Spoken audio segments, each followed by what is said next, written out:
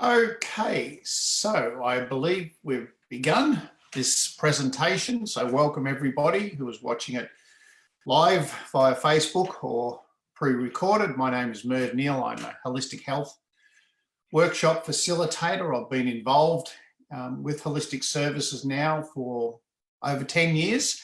And one of the fascinating things that happened several years ago now was this word holistic started to be used all too readily, and we started to identify, well, what is the word even meaning? Now, from a holistic health point of view, personally, it was clearly defined that it was the whole of the being, the whole of the body, mind, and physiology, going back to traditional medicine and wisdom in the Eastern philosophy.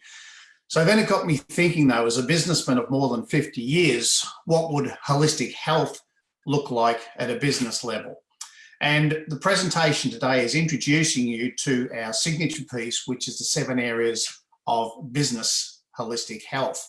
Now, this is absolutely linked to the personal holistic health of people, and we've already had a presentation on that, so I won't go over that. That'll be archived for you to have a look at in the HSG YouTube videos there. But what we did was we got the personal holistic health concept and transferred it into business holistic health. And that's what we're going to talk to you about today. Now, one of the interesting things with business is to be able to measure. So business is as I've often said, an unemotional set of numbers. So if we're going to measure things that are really, really important to business, it has to be in numbers. So we created 2 things to enable us to measure the holistic health of a business. And the first one was a survey. So we came up with a 105 question survey that detailed all of the areas that I'm about to introduce you to. And essentially it asked questions about how do you feel, what do you think, where do you believe the organisation is at presently in regards to this particular area of health. Now, what that enabled the people to do was to come back to the workplace wellbeing committee, the workplace wellbeing manager, the human resources talent manager person, whoever's actually in charge of the health of the people, and to get a snapshot of where they believe the health of the business is at. So we've done that. The other thing we have is a very, very simple polling survey where 0 is the worst, 10 is the best, and where do people believe we're actually at any particular time. And from the collective wisdom of the team or the whole organisation or a particular department, we can actually get those numbers together, identify where we are at, and then start to put in place some workshops, some team building exercises, some health tips, whatever it is required to actually measure that number going forward in a positive direction. So that's why we are confident that we have a good process and system to be able to say we are here at present. And then as we implement over a year the workplace wellbeing program, we can actually identify improvements in the area of the business from a holistic health perspective. So getting into these 7 areas, I have a PowerPoint presentation here that I'm just going to refer to. I'm not going to throw it up on the screen today. We use this as a supporting document to enable the people to better understand exactly where we're at. Today is merely an introduction to you about the 7 areas. And the first area that we're going to go into is a thing called morale. Now, morale is how people are feeling about being at work. Now, the interesting thing is with social distancing, which of course is physical distancing at the moment, a lot of people are working from home. So the workplace has changed dramatically. There's been massive change being implemented on people. They may be surrounded by small children or animals or a different work environment that's having really conflicting issues in regards to how they're feeling about how they're working at present. Now, it's not all bad. Some people have said that working from home is the best thing that's ever happened to them because they don't have the distractions around them. So their feeling about the morale of the business is really quite high. Other people in the short term are assessing the morale as really quite low because their work space has changed so dramatically. They actually are rating it lower than normal. Now, what we're endeavouring to do with all of these areas is to get to at least 7.5 out of 10. So if something is 7.5 out of 10, we deem it to be healthy. we deem it to be healthy. 5 out of 10 is not healthy, and anything below 5 out of 10 is in fact in an area of illness or sickness from a business perspective. So with morale, it's about how we are feeling about work at present.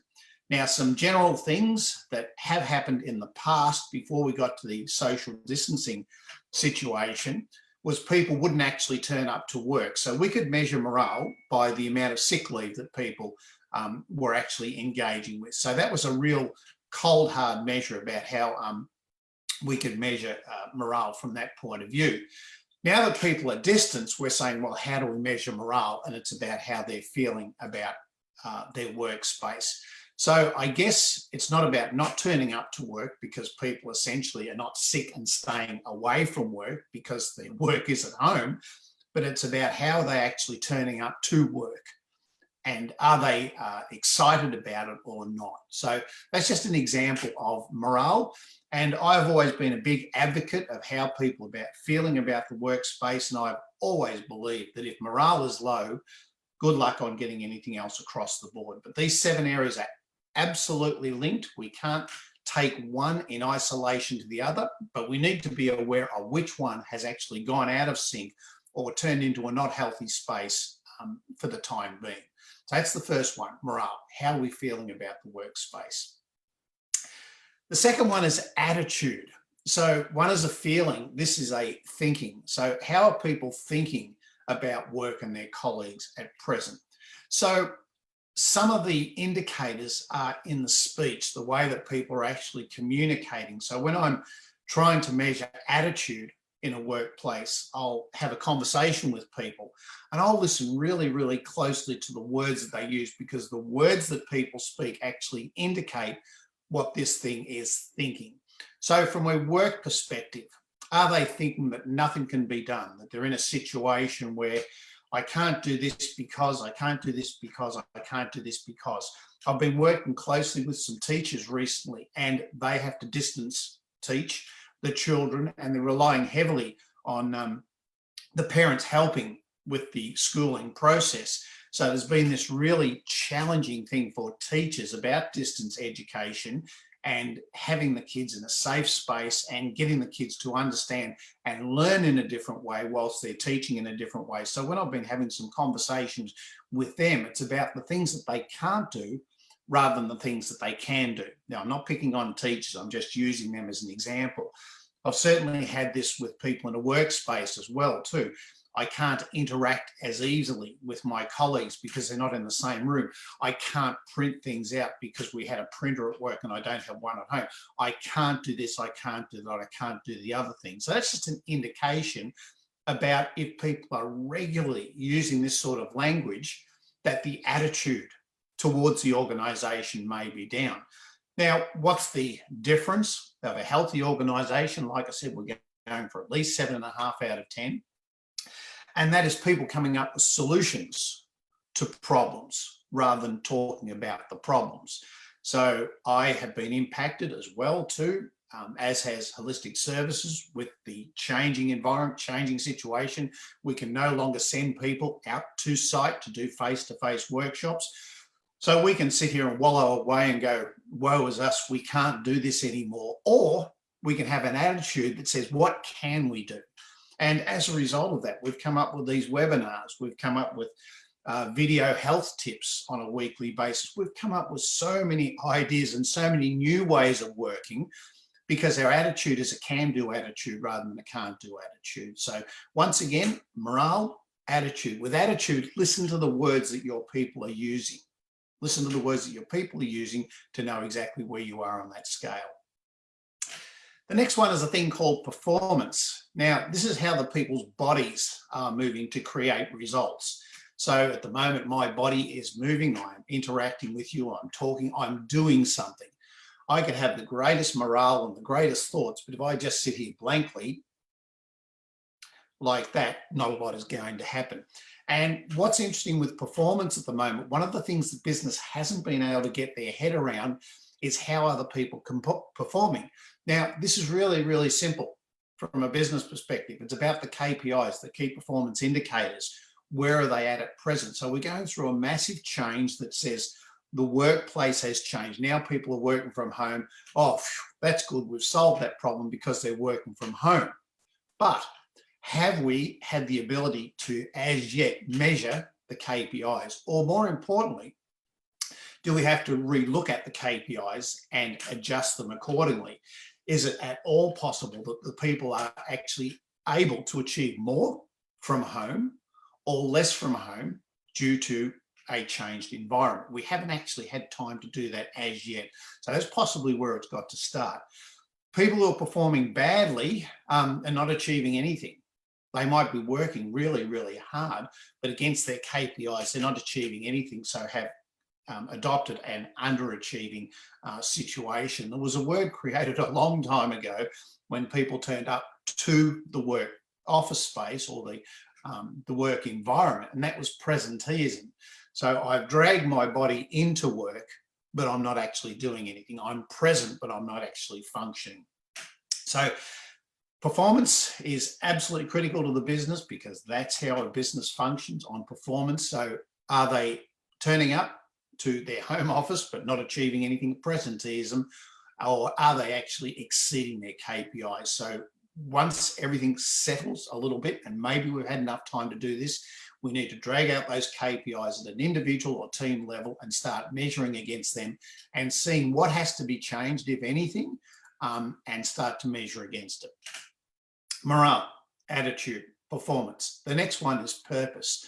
So the purpose of an organisation is bigger than turning up and doing the KPIs, right? So that's on a day-to-day basis what we have to do.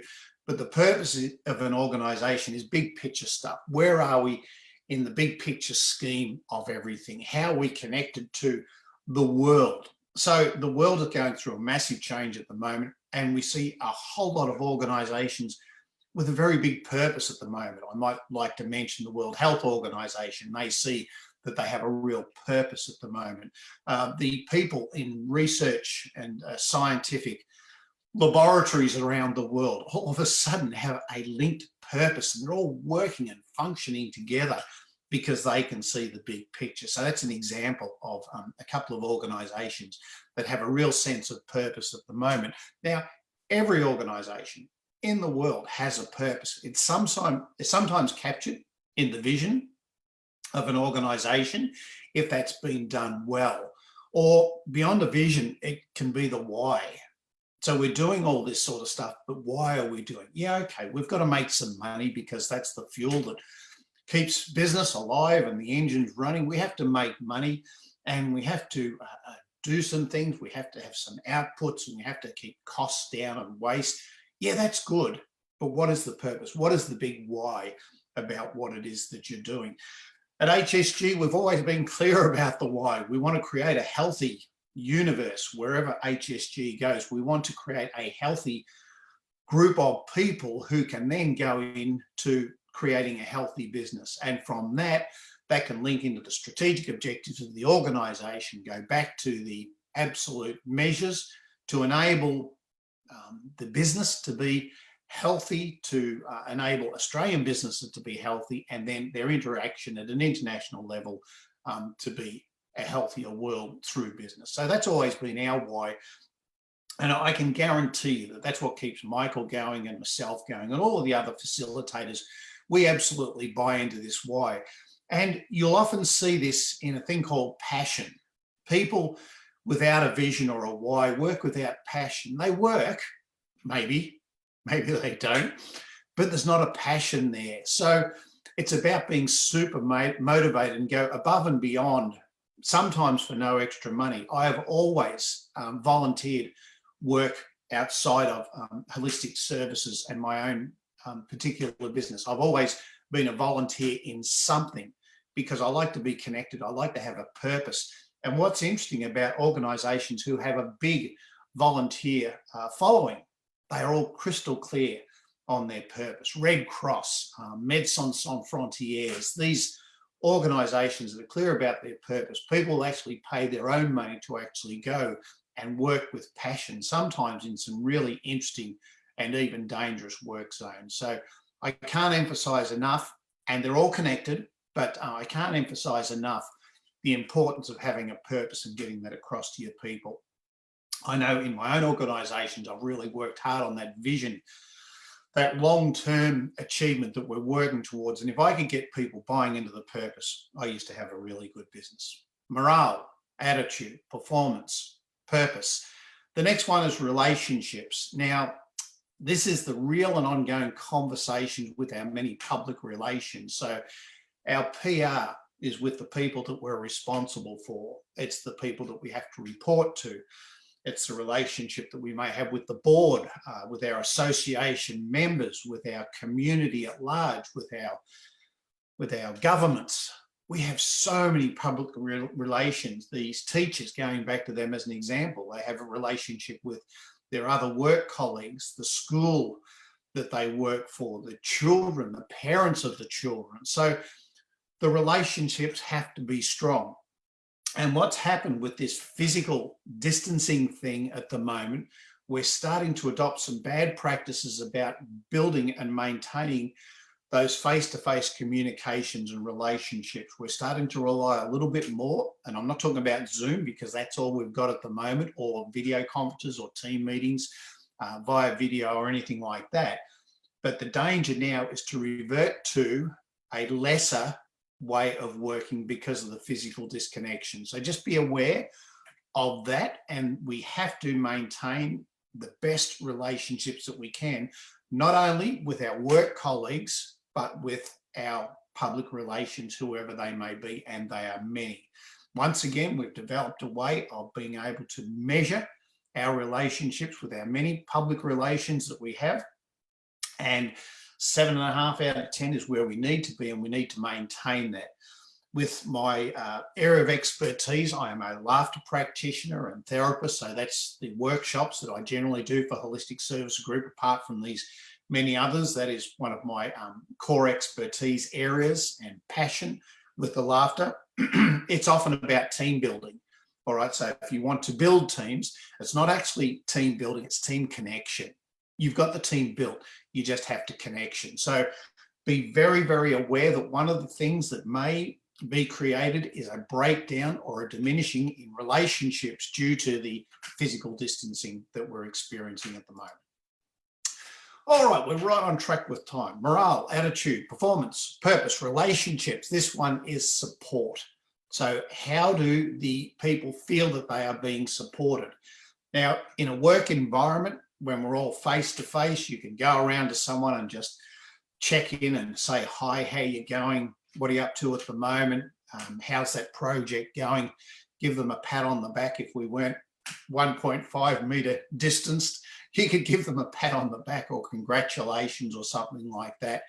It's about the appreciation and gratitude and letting the people know how well they're doing.